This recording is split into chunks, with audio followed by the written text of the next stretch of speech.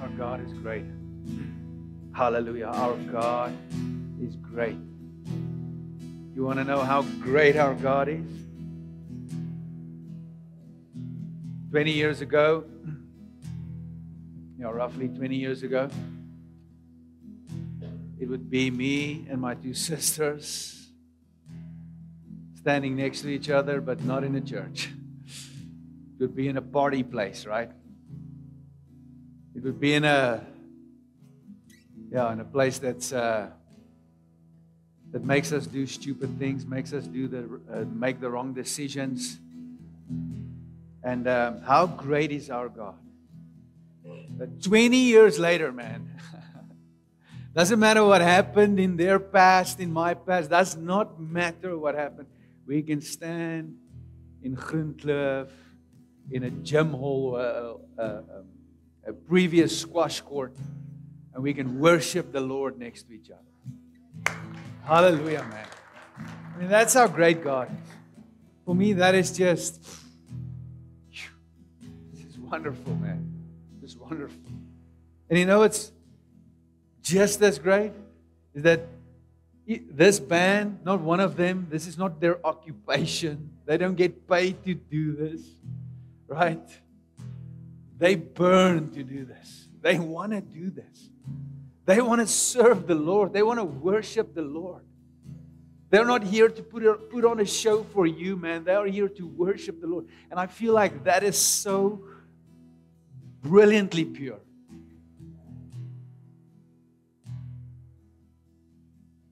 I mean, Colin will chuck us all out if we put a smoke machine in this place. So praise the Lord for it. Yeah, or start smoking. I mean, just how great is our God that we can be just a small group of people who I believe is all going to be set on fire for the Lord. To serve Him with our lives, man. Hallelujah. We sing these songs not just to sing these songs. We want to become these songs, man. We want to become these declarations, right? These vows that we make unto God. We stand here. You stand here in your heart, in your mind. You think about things. Things go through your head. Things are in your heart. And these are the moments that we have to make these vows with the Lord, man. And He's faithful. We sang it this morning. He's the one who we trust. He will give us the heritage of those who fear His name. Hallelujah. That is what I believe for in this house. And that's what I trust for in this house. For myself and for everybody else is that we will know Him and that we will receive this blessing, right? This blessing that will go from us forth into generations to come. This is not just for us. We stand here sometimes so self-righteously, right? Believing God for our own things when the blessing is not just for one man, right? It's not just for Abraham. It is for a nation. Hallelujah. Be glorified, Jesus, in this house. Just be glorified. And let each and every person who hears this message this morning, let them catch a fire. Let there be a deep conviction on the inside of them to tell people or to reveal you to this world, Lord. So that we can see the lost saved, so that we can see a brethren, a community unified to bring glory to your name. Hallelujah. Be glorified, Jesus. We worship you. Amen. Amen. Hallelujah. Wonderful. Listen, we're really going to read a lot of scripture this morning. Yes, sharp. No, yeah. Left bottom must be on. But don't worry. It's okay. We're gonna get cracking. Okay, so first off, this morning I'm just going to bring a word. And like I said, it's going to be mostly scripture. So if you have your Bible, then you're going to need it. And who knows, we use the Bible, right, to preach a sermon. Whereas this word is the best sermon you can ever hear, right?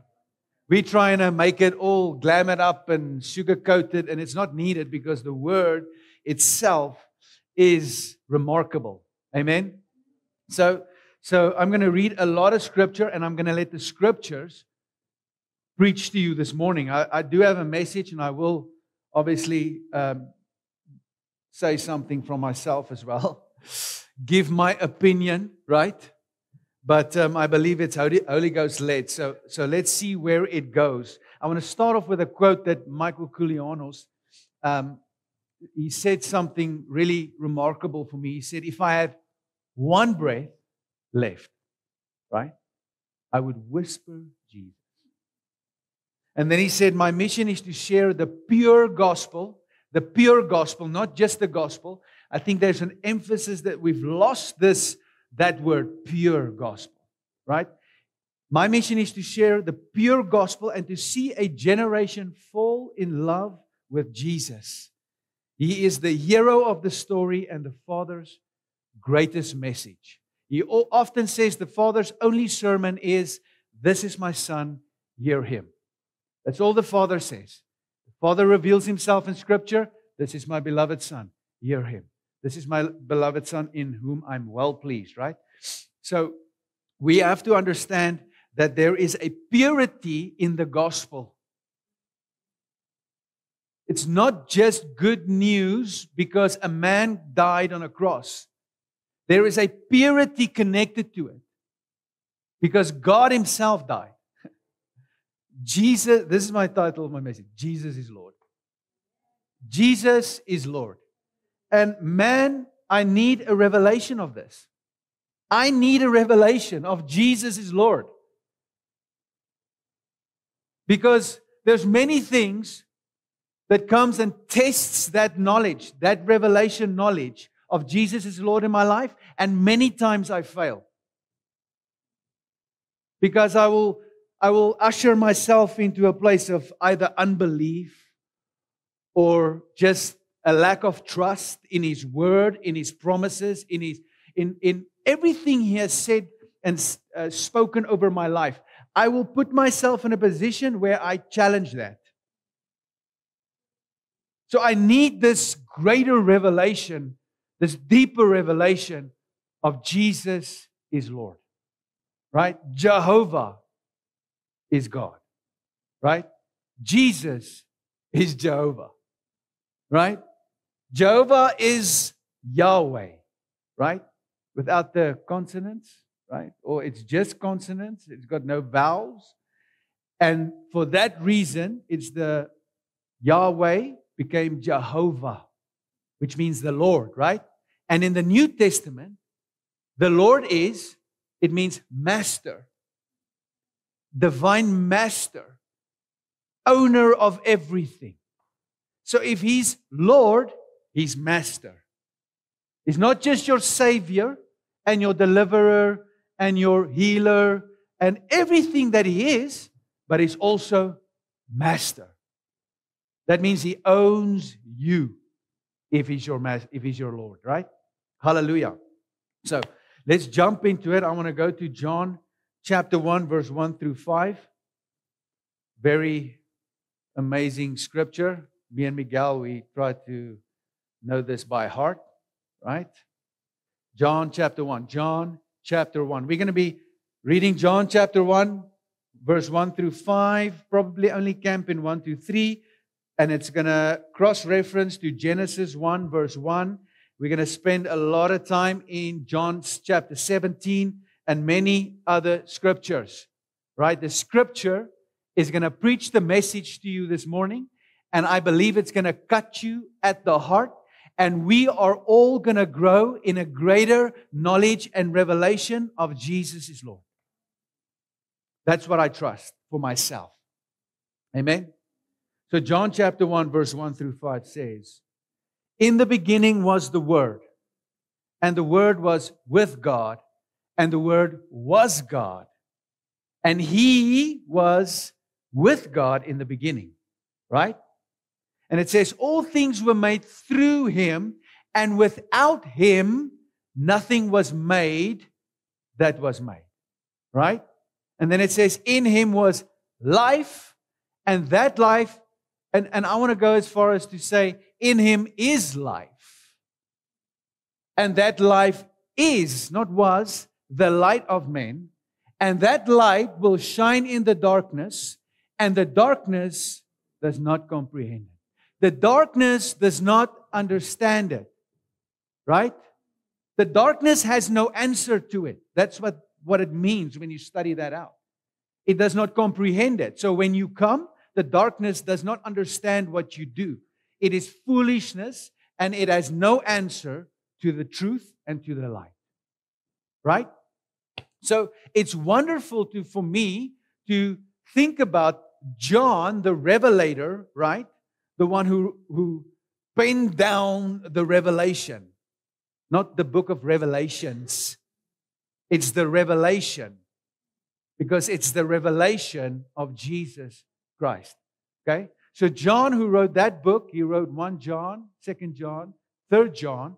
He wrote the whole gospel of John. Okay? He starts his gospel with in the beginning, which cross-reference right back into the beginning of this book, which says in the beginning. So he's not just breaking the ice, I feel, with his gospel. He's crushing the ice, he's melting it, he's letting it flow onto everything wet. He's just destroying everything with runny water. Because he's making this claim that this one whom he's going to write about now is the beginning. And it says in Genesis 1, in the beginning, God created the heavens and the earth. So he goes and he says, in the beginning was the Word, and the Word was with God, and the Word was God. So he's not just saying that my opinion is Jesus was in the beginning. He's saying, he's debunking atheism, the Big Bang, science, well, not real science, but worldly science, right? He's debunking every other religion. Because he's saying the one who created everything, the Creator, the one who is from the beginning, right? He's the Word. This Jesus is Him. This Jesus is the one through whom the world came. And He is God. Which I think is pretty amazing, right? And what's astounding is he carries on with that portion of Scripture, and he comes to John 1 verse 14, and he says, and He became the Word, this Word that was in the beginning, this Word was made flesh. And He dwelt among us, and we beheld His glory. The only glory, the glory of the only begotten of the Father. So here he's making another statement. He's saying, this God that is the creator of the universe, right? And I don't want you to sit there and say, I know this. Because we have to be, I'm going to make this statement, in a state of repentance. Always working out our salvation with fear and trembling daily. This word is eternal, man. We're probably going to hear these words read. I mean, I was reminded in the Old Testament, a king, they find the Scriptures, they find the law, and this guy who found the law, I think it was a priest who found the law, and he brings it to the king and he reads it. And this king freaks out, man. He freaks out. He's like, where did you find this? We gathered the whole nation. We're going to read this to them. So this word is so eternal, right? That we cannot just say, yeah, I remember. The word became flesh and it dwelt among us. We can't just go past that. God, who was in the beginning, who is the Word, right? Who is the Word? God said, let there be light. The one who through whom light came, because He's the Word. That one, right, put on flesh. Became His own creation, became like you and me, right, and dwelt among us so that we can see Him in a greater way, in a different way, so that we can behold His glory. And this glory, right, that we are going to behold, or that we should behold, is the glory of the only begotten of the Father. There is no Muhammad who carries this glory. There is no Joseph Smith who carries this glory. There is only one, and His name is Jesus. Amen? So he's basically saying that Jesus is God. Amen?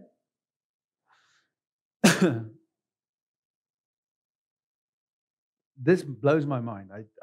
When I think of these things, I think to myself, I'm standing here and I'm reading a book that survived. People died for it. There's no other book like this. I mean, if you think about just the validity of this book, I saw a thing, Alexander the Great, there was like 9 accounts of him. And then you've got, all these old guys in the book, all these kings, reigning kings, and Genghis Khan, or what's his name? Genghis Khan, right? He's got like 4 accounts. And people believe that they were real people. I mean, Jesus has got like 15,000 accounts. Something mind-blowing. And I'm standing here reading from this Word that is eternal.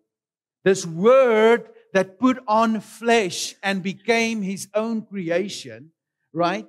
And then walked among us so that we can behold something. It's crazy, man. Right? Jehovah, He is God. His creation beheld His glory. We can behold His glory. We can behold His glory. We are to behold His glory. This is what Moses was like, show me your glory, right? This is what Moses said.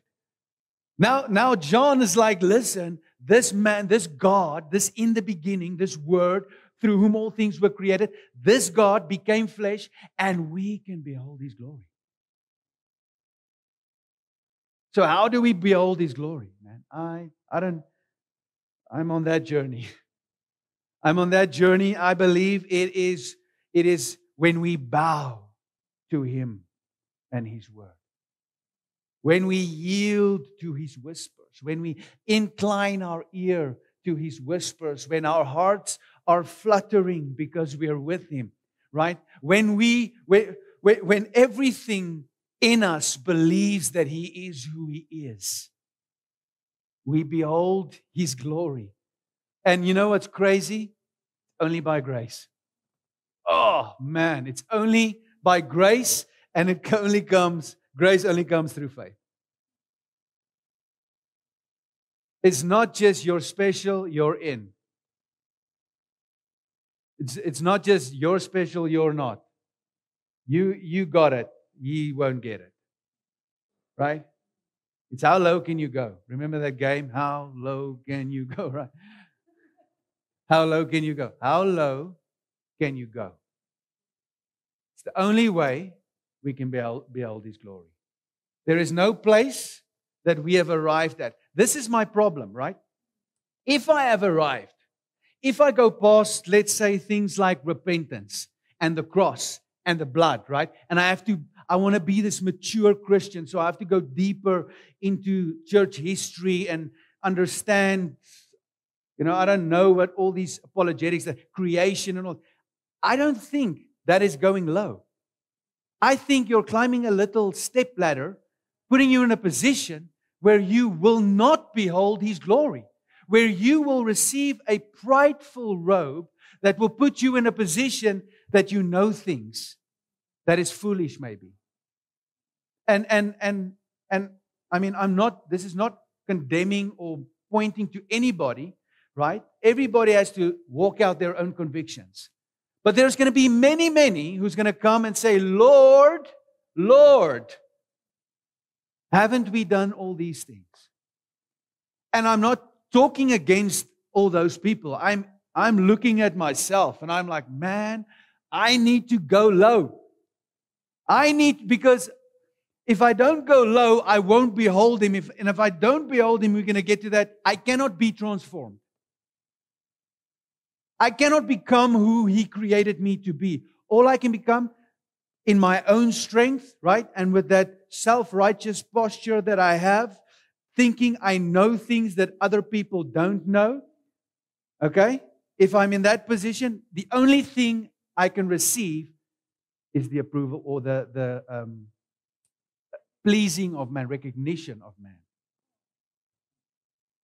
Because God won't recognize that. Because He gives grace to the humble and He opposes the proud. Okay? So we have to understand that it is to go low and it is by grace. That's why that is in there.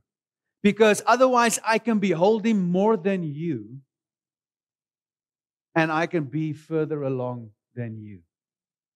And unfortunately, I understand that there is a place, if I'm hungry enough, lowly enough, I can walk in things that other people cannot walk in. Because I tap into a place, right, it's a deeper well, if I can put it that way. But if I'm in that place, if another guy comes along and he sits with me for 1 hour and he walks out there and operates in a deeper level, I won't be offended. I'll just want to go lower. Right? So that is the beholding. So, you see, He's got the glory. He has the glory. And that glory was from the beginning. That glory was from the beginning. In John chapter 17, in verse 5, it says, "And now, O Father, glorify me together with yourself with the glory which I had with you before the world was." That very glory that we get to behold, right, was from the beginning. Nothing changed. And now we get to behold this glory in a real way because the Christ comes and He dies.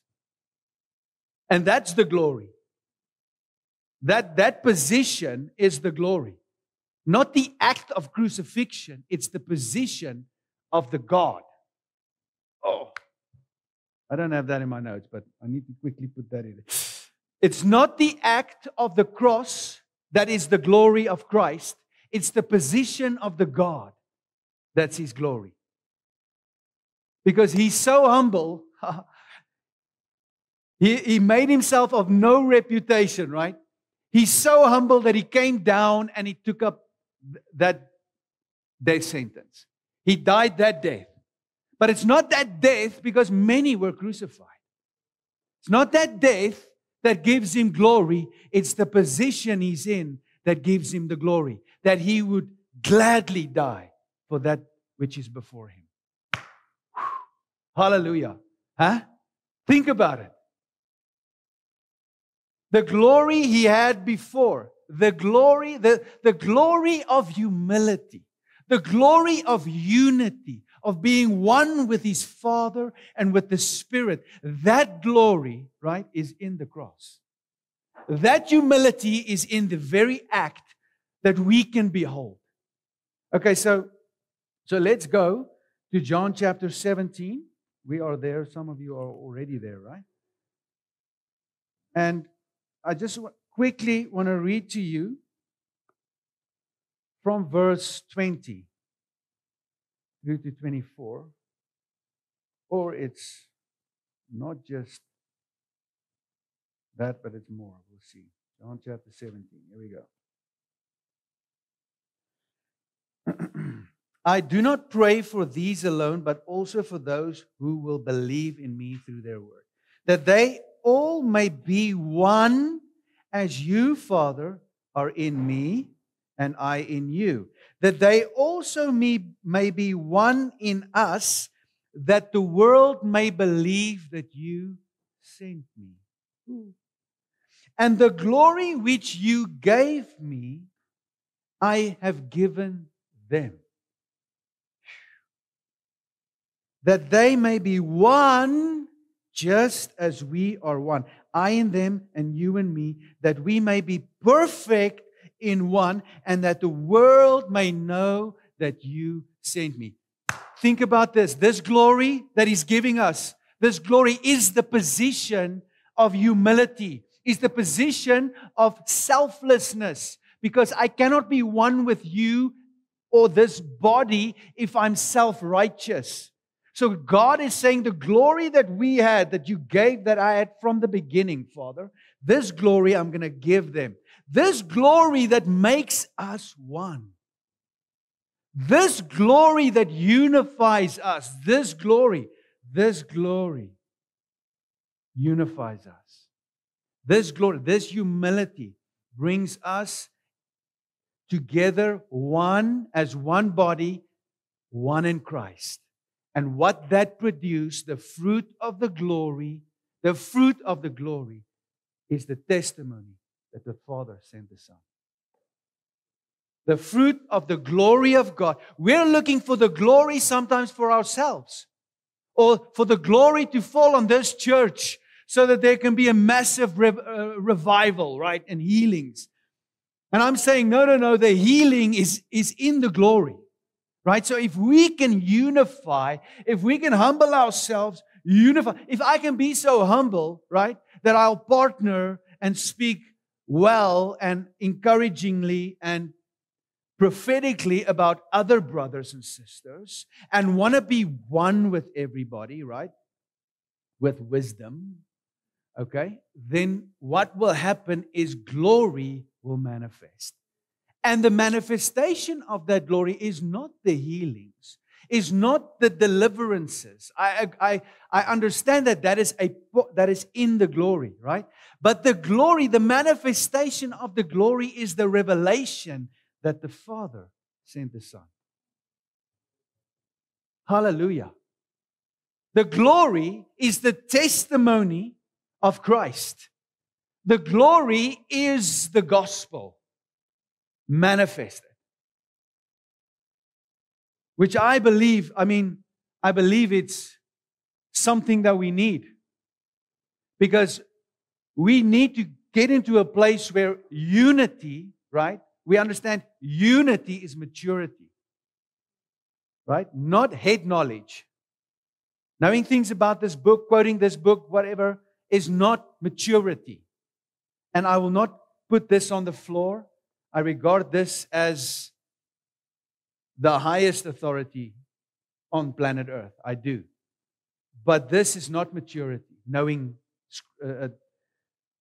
quoting this. Maturity is seeing Him as He reveals Himself through His Word. Beholding Him, beholding the Lamb of God who takes away the sin of the world. And then we are unified with that because we all behold Him. And then we are humble enough so that we can unify, and the manifestation is the Father sent the Son. Amen? Hallelujah. You know, the purpose of the glory, the purpose of the encounter that leads to the glory, the beholding, let's say the beholding, the purpose of the beholding, right, is to know Him. The purpose of the beholding is to know Him, and the glory comes as we receive it, and it transforms us. We're not transformed by head knowledge. I mean, you said faith without knowledge is dead, but what the core of that word that He gave last week was the knowledge of Christ. The knowledge of God, the knowledge of who He is, the glory. So that glory, if you behold Him, and you behold His glory, and this glory comes by grace through faith, and it changes you, it washes over you, it transforms you into His liking, right? That's 2 Corinthians 3:18. It says, we all with unveiled face, looking as if we're looking in a mirror, we are being transformed. If we behold the glory, we will be transformed from glory to glory into that very image, right? Into the image of His Son. In Romans 8, it says, for whom he foreknew, he also predestined to be conformed to the image of his Son. So everybody is predestined to look like Christ. Everybody's predestined to behold the glory, right? The Word was made flesh. He dwelt among us. The Father glorified Him through the position of Him dying on a tree. That humility. And now we get to behold that glory and be transformed by that very glory through the Holy Ghost. But we need to understand that everybody was predestined. And this is not the predestination message of the Calvinists. This is the predestination message that the blood is enough for everybody. There's a robe of righteousness, a garment of salvation for each and every one of us. It's your choice whether you put it on or not. So predestination here means those who behold the glory and receive the grace will be transformed. He says, because from the image of the Son, among many firstborn many brethren. And then verse 30 says, moreover, who He predestined, these He also called. Whom He called, these He also justified. Who knows we are justified by faith, right? Grace through faith. Those whom He justified, He also glorified. Hallelujah. So we get to be transformed into the same position, which is humility, which is the image of Christ. He says, come to me, all you who labor and who are heavy burdened, right? Come to me and take my yoke and my burdens. Why? Because it's easy and it's light. And then He says, learn from me, for I am lowly of heart. I am meek, I am humble. Learn from me. Amen? Hallelujah.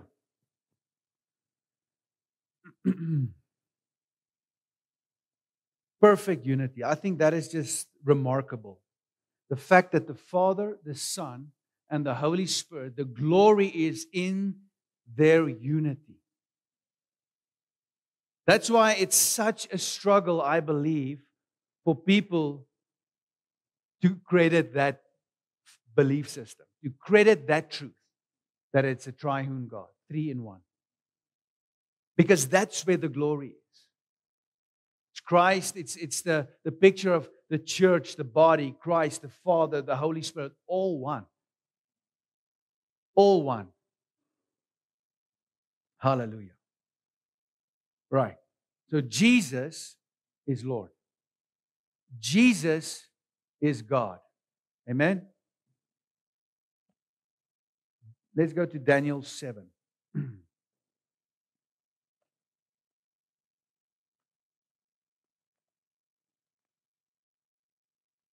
So Jesus is God. Daniel 7. Verses 9 through 14.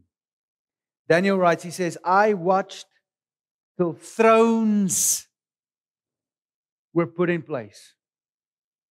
I watched till thrones, plural, were put in place. And the Ancient of Days were seated, or was seated. His garments was white as snow, and his hair, and the hair on his head was like pure wool. His throne was a fiery flame. It just said thrones, and now it's saying throne. So one is seated on the throne, but there's more than one throne. Amen? And we all know who sits on the right hand of the Father. Amen? It's just good. It's just confirmation of the Trinity. That's what I believe. Right?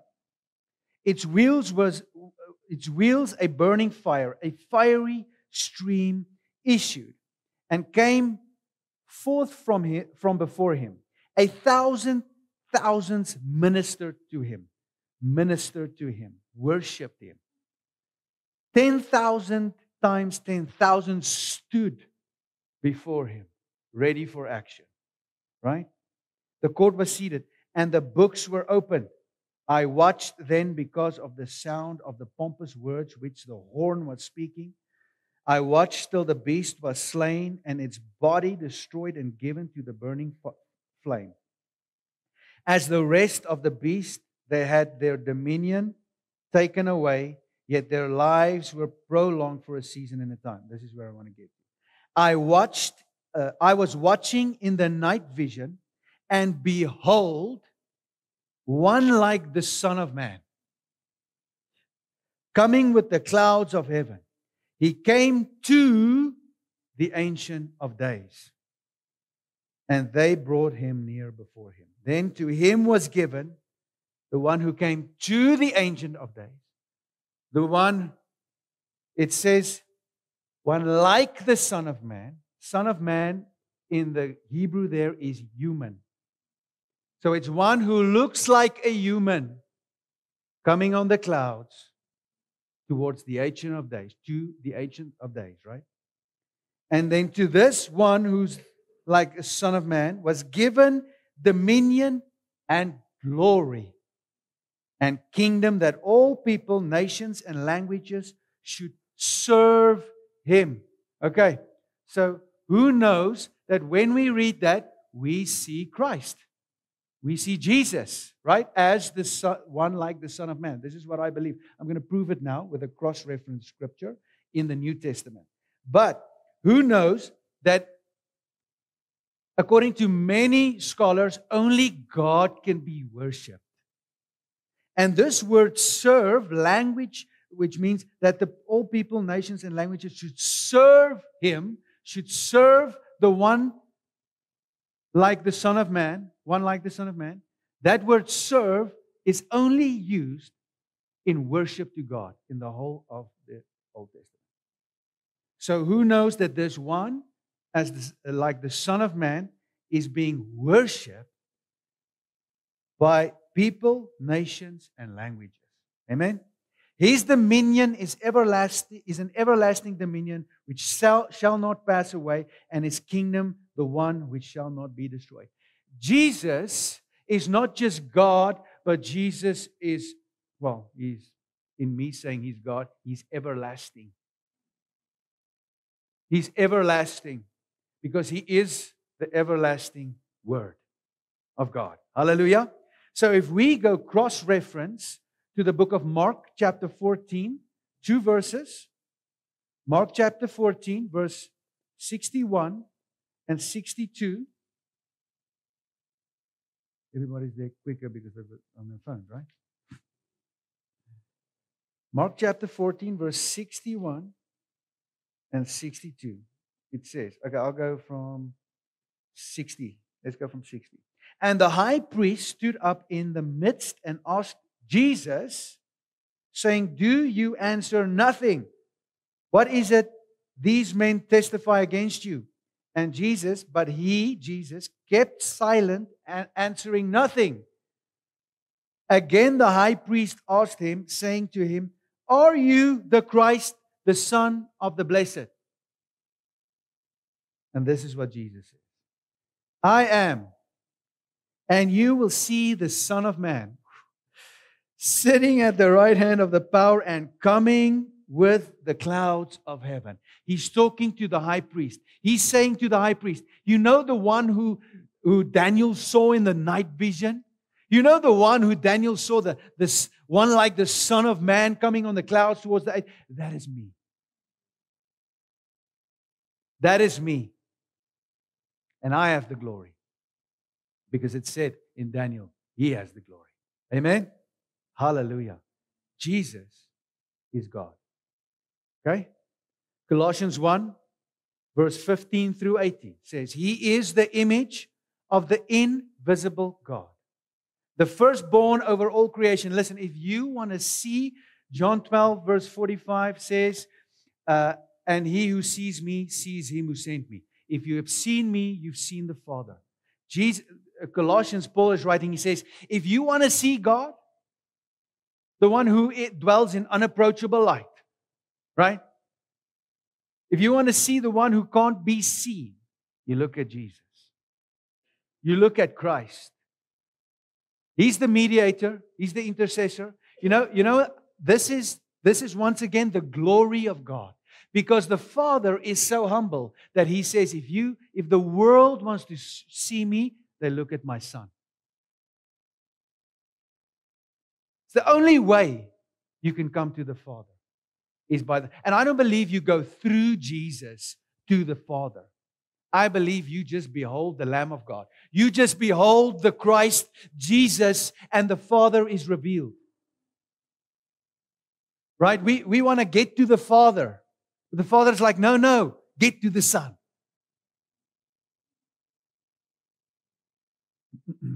For by Him all things were created that are in the heaven and that are on earth, visible and invisible, whether thrones or dominions or principalities or powers.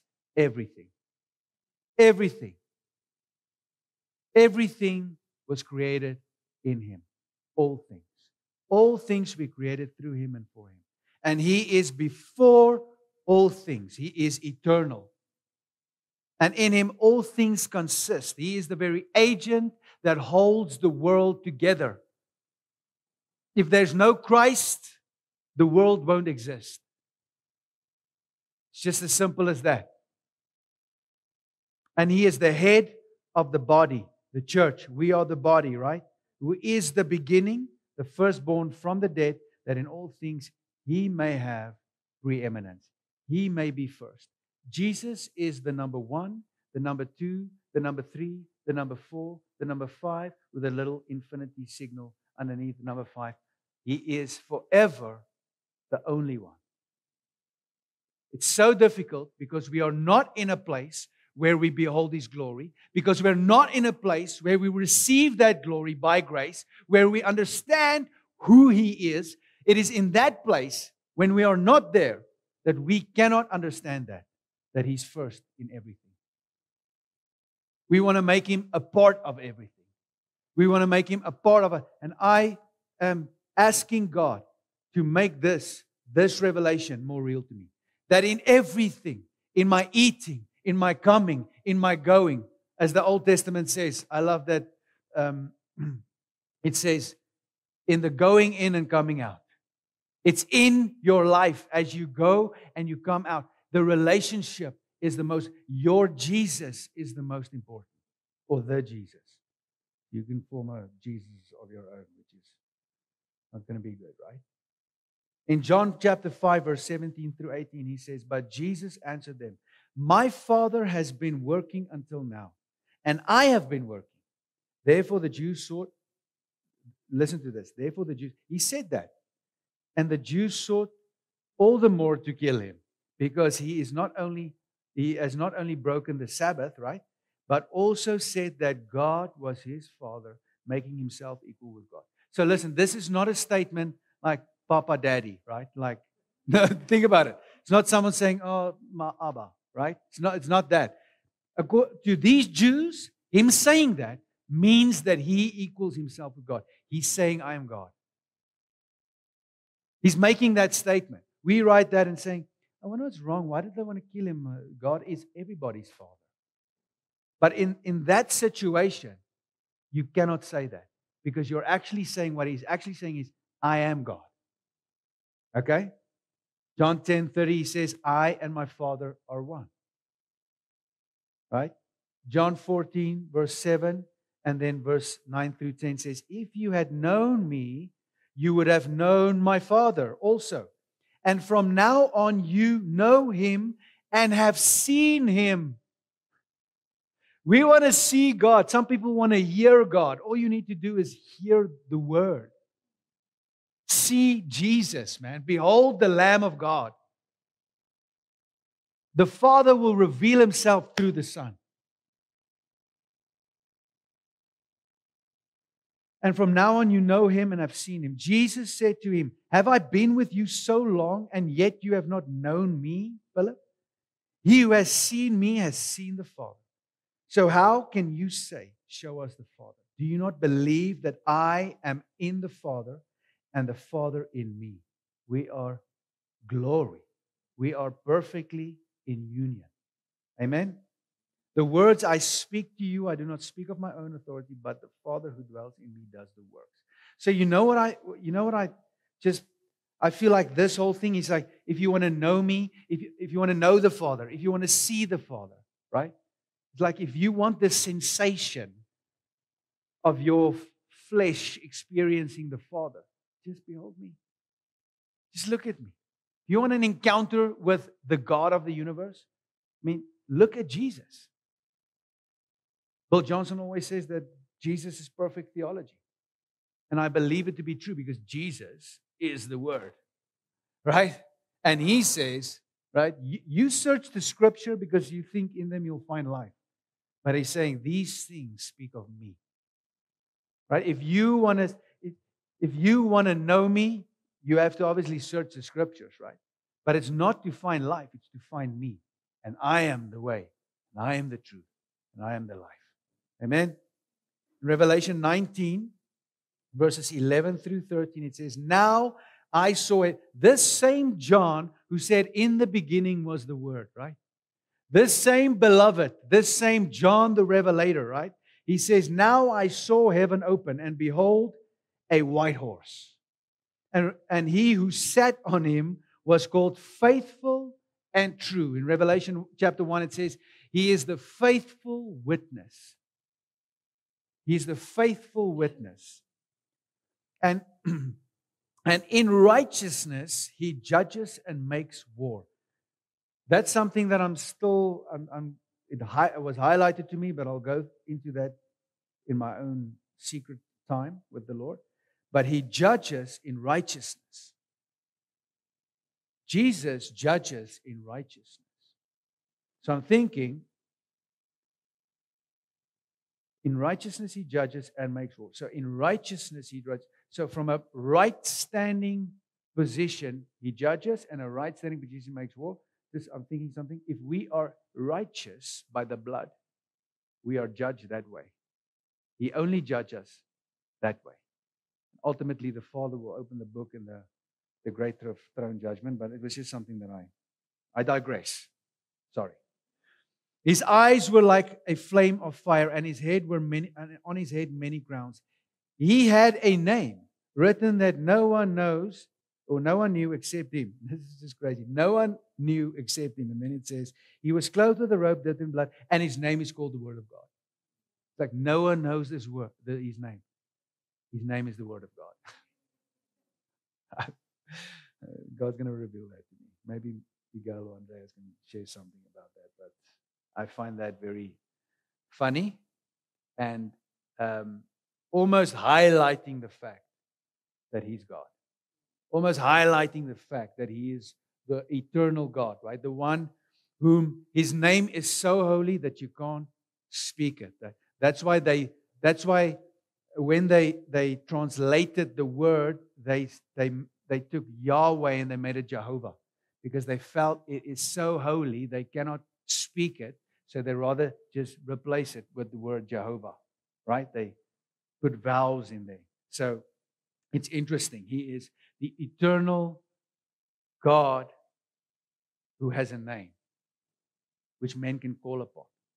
That's how I started this whole message. It was like calling upon the name of the Lord. And there was like 140 odd scriptures in the Old Testament and New Testament where it says calling upon the name of the Lord. Calling upon the name of not calling the name of the Lord. You call upon the name of the Lord. This Word of God. His name is the Word of God. This Word that was in the beginning, that had the glory from the beginning with the Father. You call upon Him. You call upon Him. Amen? Hallelujah. I think the band can come up. We can just flow a bit. I want to read a couple more scriptures, and then I want Andreas to pray. I want us to get close. I just want us to lay hands on each other and everybody on each other, right? Those who are available, just not from the band, just get closer to each other. Just lay your hand on someone. Everybody just needs to. I want Andreas to pray a blessing over us. I just felt we had to do this. Don't want it to be weird. So You guys can get closer there, lay hands on each other. You guys maybe sit here by Andy and them, right? And we can do a worship song, and then Andreas can pray a blessing over us. So Jesus is God and Jesus is eternal. In Psalm 102, verse 25 through 27, it says, "Of old you laid the foundation of the earth, and the heavens are the work of your hands. They will perish, but you will endure. Yes, they will grow old like a garment. Like a cloak, you will change them, and they will be changed. But you are the same, and your years will have no end." Hallelujah. In Hebrews 1, verse 10 through 11, it says, "And you, Lord, you, Jehovah, you, Jesus, in the beginning laid the foundations of the earth, and the heavens are the works of your hands. They will perish, but you remain, and they will grow old like a garment. You are eternal, Lord." Hallelujah. He's eternal, and Jesus himself made a bold statement. And he said, most assuredly, in John chapter 8, verse 58, he said, "Most assuredly, I say to you, before Abraham was, I am." Right? Hallelujah. Before Abraham was, I am. And in the book of Revelation, chapter 1, verse 4 through 20. Yes, 20 verses, 16 verses. Here we go. John, to the 7 churches which are in Asia. Grace to you and peace from Him who is and who was and who is to come, and from the 7 spirits who are before His throne. And from Jesus Christ, the faithful witness, the firstborn from the dead, and the ruler over the kings of the earth. To Him who loved us and washed us from our sins in His own blood, and has made us kings and priests to His God and Father. To Him, to Christ, to Jesus, to the Word, be glory and dominion forever and ever. Amen. Behold, behold, He is coming with the clouds, and every eye will see Him, and even they who pierced Him, and all the tribes of the earth will mourn before Him. Even so, amen. I am the Alpha and the Omega, the beginning and the end, says the Lord, who is and who was and who is to come. And then John says, I, John, both your brother and companion in the tribulation and kingdom and patience of Jesus Christ, was on the island that is called Patmos for the word of God, for the testimony of Jesus Christ. I was in the Spirit on the Lord's day, and I heard behind me a loud voice, as of a trumpet, saying, I am the Alpha, the Omega, the firstborn and the last. And what you see, write in a book and send it to the 7 churches which are in Asia, to Ephesus, Smyrna, Pergamos, Thyatira, to Sardis, to Philadelphia, and Laodicea. Then I turned to see the word, the voice that spoke with me. And having turned, I saw 7 golden lampstands, and in the midst of the lampstands, one like the Son of Man, clothed with a garment down to his feet, girded about the chest with a golden band. His head and hair were white like wool, and white as snow, and his eyes like a flame of fire. His feet were like fine brass, as if refined in a furnace, and his voice as the sound of many waters. He had in his right hand 7 stars, and out of his mouth went a 2-edged sword. And his countenance was like the sun in its strength. And when I saw him, when I beheld his glory, when I beheld the Lamb of God, the Son of Man, I fell at his feet as dead.